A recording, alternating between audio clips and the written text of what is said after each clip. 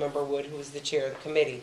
So they tackled that first, and we said you can't have such a high, whatever level of voltage in the house. You can't have plants growing outside. They have to be in a contained area. You can't have signage alerting people that you have a home-based business.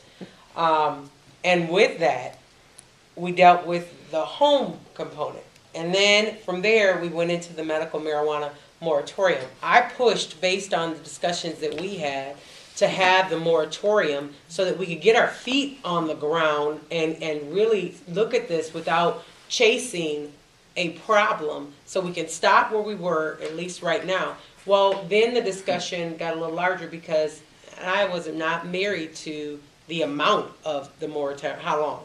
We initially said a year. Well, then we got a lot of pushback. It doesn't take a year to get an ordinance written. What is wrong with you guys? Why? And I said, that very well may be true. However, and folks from this group know this, when we wrote that cell tower ordinance, after meeting, I literally piloted that or steered that from meetings outside of Averill School, at picnic benches, talking about and laying out with Ann and her dots how many cell towers there were in a particular given area, what the energy level or how it was affecting health to people in other areas.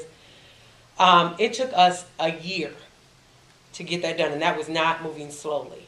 It took us 6 months, 6.5 months to get it written, and then it took us another 2.5 months to get it. It took 2 years for the snow public. Well, yeah, that was a whole other thing.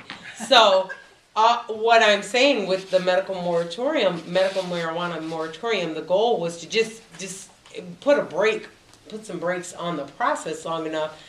We had LPD, we had the prosecuting attorney, we had a bunch of all of the surrounding municipalities ask us, could you please put something in place, because we need you not to be having all this going on and then it floods back into our areas because it's creating some problems. Well, with that, we put the moratorium in place. The vote came back that it was adjusted from 1 year down to 180 days.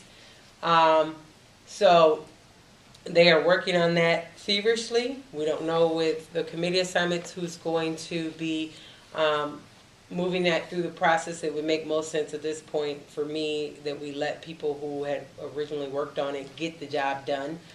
But I know that we have now, with the attorney from the version that we looked at, the vice president and I, that we've put through a couple of different templates of what an ordinance would look like and what it should include.